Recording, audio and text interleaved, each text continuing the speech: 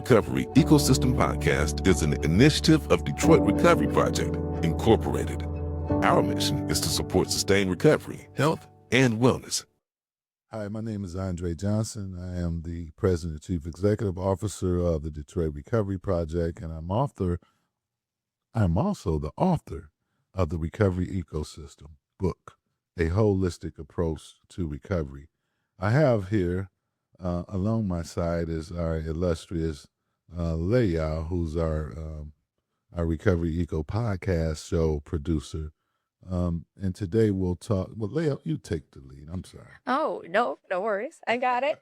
Well, today I wanted to break down with you why the recovery ecosystem even matters. I mean, we're bringing on all these guests, and we're talking about all their different niches and what they do in their lives to contribute to this ecosystem. But what is an ecosystem of recovery, and why does it matter? So I wanted to delve in deeper with you, if that's okay, if you'd allow me to pick your brain a bit. Absolutely. Well, I think it's an excellent question. So the ecosystem itself, just want to give a little background. I started writing this book in 2017, and I was able to finally finish getting the book published and edited in 2024. And my motivation for the ecosystem came as a result of my professional and personal experiences in the recovery process. I've been a person in long-term recovery for over 36 years, since 1988. And I realized that I've been blessed and fortunate to be a part of the recovery journey and process for as long as I've been. And also, I'm a trained clinical psychologist by trade. And I've been blessed with so many people in my life throughout the country, both nationally and internationally. Some of my closest colleagues and friends out of Chicago, Illinois, like John Wright and Dora Wright, who runs the Chicago Recovery Coalition, or Lynetta Albright, who's a leader, trainer, consultant of how to employ recovery-oriented systems of care. And I'm also the President and Chief Executive Officer of the Detroit Recovery Project, an organization that provides recovery support services, primary health care services every day to the Detroit community. Addiction impacts families. It impacts communities. And anytime you have this one thing that has a ripple effect, then it has to be a multi-approach to help change and address some of the challenges that comes along with the ripple effect. We know that addiction can impact families, it can impact children, it can impact parents, which all can also impact the criminal justice system, which can lead to potential poverty, potential trauma. And so for me, it was to develop this holistic approach for practitioners and people who have an interest in recovery to say, hey, we need a recovery ecosystem support approach. All things recovery is important. And so the recovery ecosystem, we talk about family, we talk about education, we talk about advocacy, we talk about spirituality, and all these various components. Well, yeah, that's really interesting, and I think you have a combined lived experience and also educational perspective. I know we definitely see that in the literature coming from the policy perspective of like SAMHSA divides their recovery support strategic initiative between health, home, purpose, and community.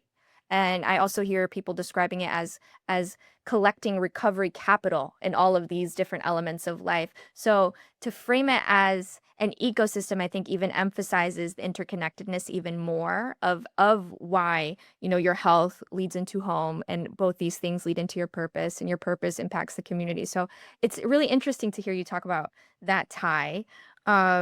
So I guess delving in more to kind of that Yes. integrated model, integrated model point, how, if you could just paint a perspective. I know there's a lot of things that people don't I guess automatically assume would have anything to do with recovery. I know people who aren't even in our space. I know sometimes we get blinded to, what people may know or not know outside of our little, recovery and addiction worker, circle. So with that, I'd like to expand more on kind of like what are the unlikely kind of connections that you see in the ecosystem for those who may not be familiar in our space.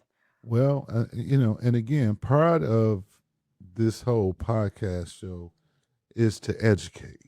There's still a lot of stigmatization around people who may have challenges with addiction, whether it's alcoholism, whether it's pain prescription medication, whether it's heroin, whether it's cocaine, whether it's medical marijuana. I think for me is how do we educate and empower people who are interested in understanding recovery, and how do we meet people where they are, because people are entering recovery from different places. And I think also exploring the ecosystem, because when I talk about the recovery ecosystem, I'm ultimately talking about merely suggesting the importance of looking at internal and external variables that influence our behavior. And so internally, what's going on? If you internally feeling, let's just say, low self-worth, you're going to have thoughts that impact your self-worth in a positive or negative way. And internally, that's what the thoughts, but externally, what's contributing to those thoughts? How are those thoughts influenced by the environment? Well, you may be in a toxic relationship. You may be in a relationship with somebody who's constantly telling you, you are not sugar, honey, iced tea. And if that's the case, you have this external factor that's impacting your thought. And then internally, you continuously to play this tape. Yeah, yeah. I mean, that's a really interesting point. And two, I think even down to the basic, basic needs of a human. I mean, even down to like people who don't have stable housing, right? If they don't have stable housing, how are they going to have stable employment, right? People without those stable environments, even physical environments, they relapse 40 to 60% more often than those who do. I learned this in class when I first entered college in 1991. Dr. Abraham Maslow. Have you heard of the Maslow hierarchy? Of course. I was remembering being introduced to that, and it's interesting seeing how it still resonates and how it's applicable today. Because I want to say he may have came up with that motto in the 50s, maybe 40s or 50s. But the motto has these hierarchies, and at the base of the hierarchy, at the bottom, you remember what it is? Not off the top of my head, but it has to be. Pull it up. The basic he called the basic needs is shelter, home, love, Physiological safety. needs. Right, food and water. If you're not getting that, you got a problem. Yeah. Then he talk about shelter. Then what else he talk about? Love, trust, safety also. So all these, I think, for me, because I had the hierarchy model in mind as I began to dive into the recovery ecosystem, because I've worked with so many people of so many backgrounds in all these years. I've worked in the field for over 35 years now. And so I've worked with the father who, the older gentleman who was 60 years old, who lost his marriage failed because of his heroin addiction. His relationship was troubled and estranged with his baby girls, and later found recovery and now is doing well and doing so much better. Or working with the young person who was strung out on prescription medication from being involved in playing sports and had a physical an accident, and that turned into an addiction. And then he later got his life back together and decided he wanted to go to the military. Now he just told me he retired from the Army after 25 years of being sober. Or So it's these vast stories of experiences. And what I've found to be very beneficial is that each individual that finds themselves to sustain long-term recovery, that is contingent on the variables, the internal variable and the external variable that's feeding them every day. And so if you have somebody that's saying, hey, Layal, you a winner. I believe in you. I think you can go to Oxford University and be a game changer. Um, like a cheerleader. We all need that love. We all need that encouragement. We all need that support. And I think what has happened in our society, we've also judged people critically. And I don't think we pump enough information and education around what recovery is. Recovery is abstaining from drugs and alcohol. And it doesn't mean you have to be a lane, a square, a L7 to abstain from drugs and alcohol. I think I'm probably one of the coolest recovery guys you would know.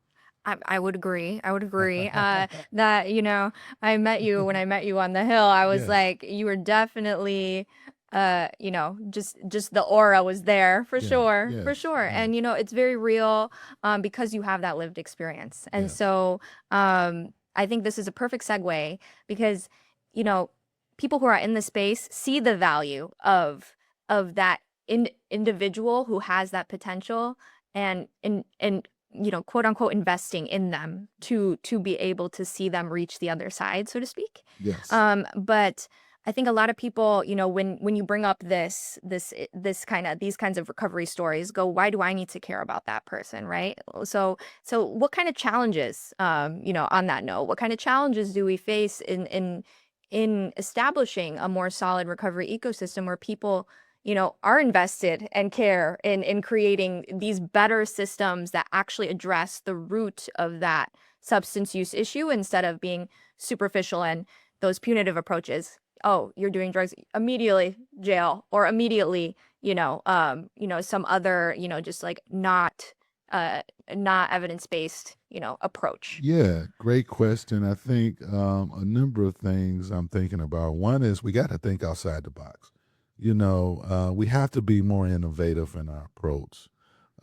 It's important to make the connections, but also understand that advocacy is important, educating people is important, research, which is important. I know that's one of your pet peeves, research.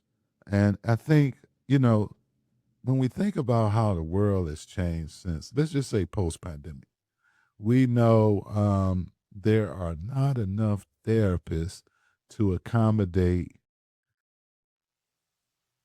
the people who need therapy in America right now. And there was an uptick of people having complex trauma after the pandemic. And there was also a significant increase in alcohol use disorder, opioid use disorder, marijuana use disorder. We've exploded in America where now marijuana is accessible and more accessible, and people are smoking it 10 times more potent than it was. So it's all these external variables that impact and feed addiction. And so for me, it's how do we begin to develop these recovery ecosystems that have these multifaceted intersection approaches, because we know addiction impacts the criminal justice system. We know recovery impacts the criminal justice system. And so I think for me, it's just constantly thinking outside the box, but also being mindful that we are fighting a illness that where people are constantly judged, and we're fighting the stigma.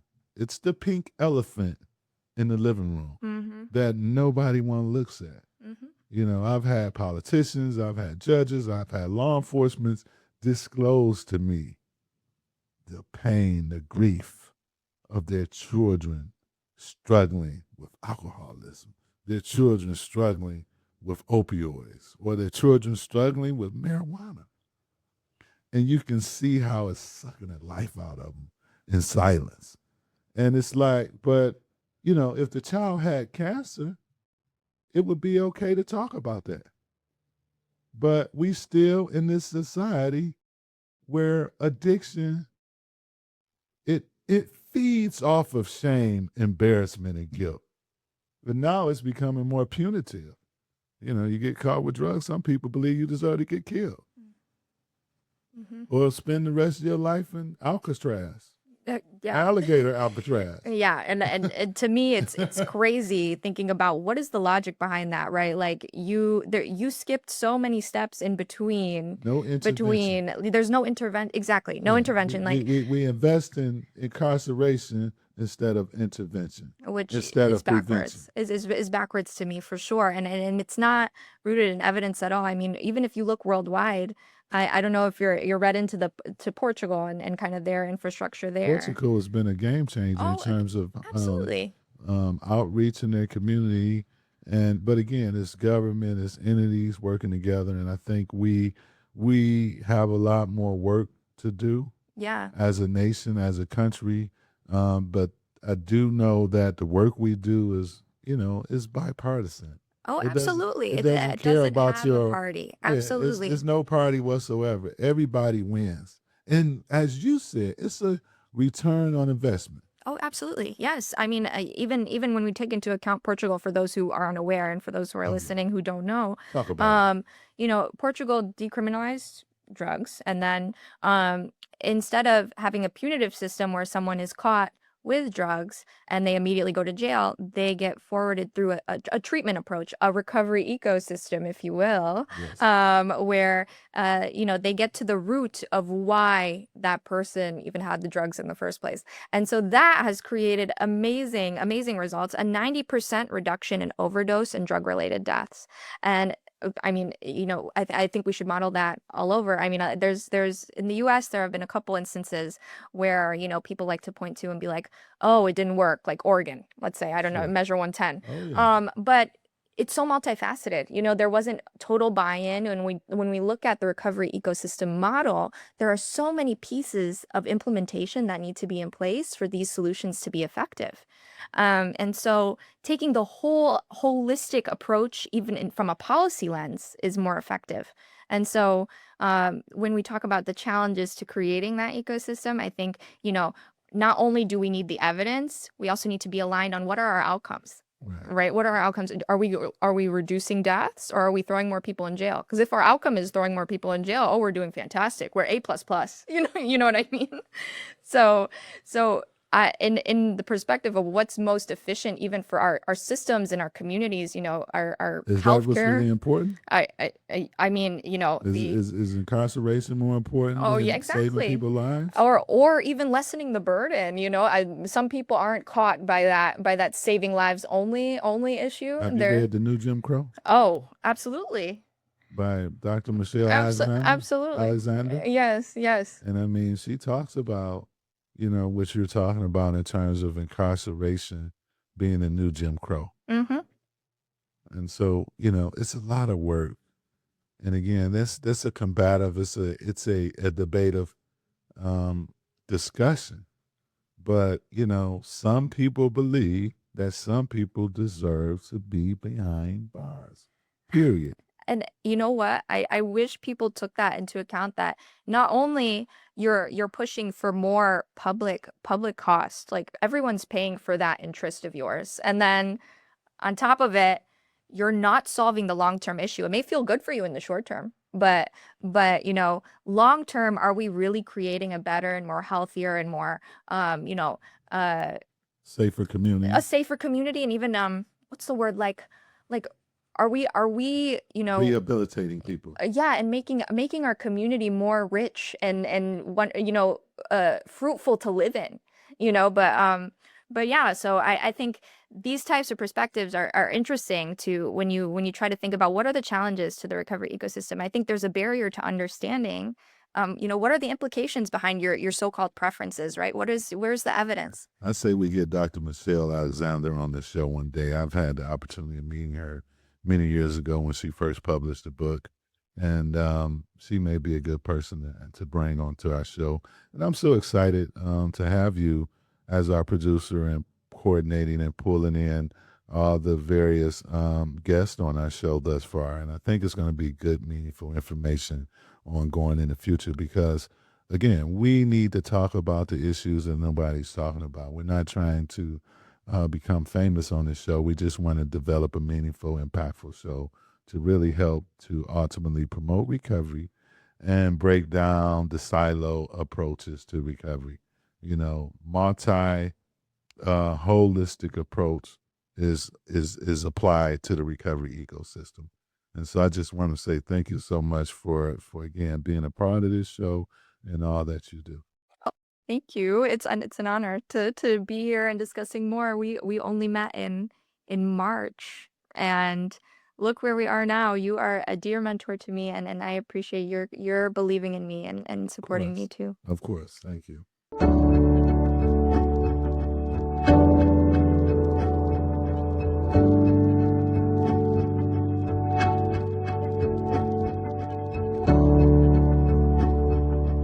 Recovery Ecosystem Podcast is produced by Detroit Recovery Project, Incorporated.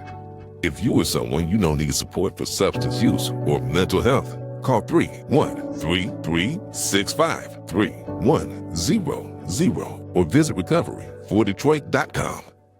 You are not alone.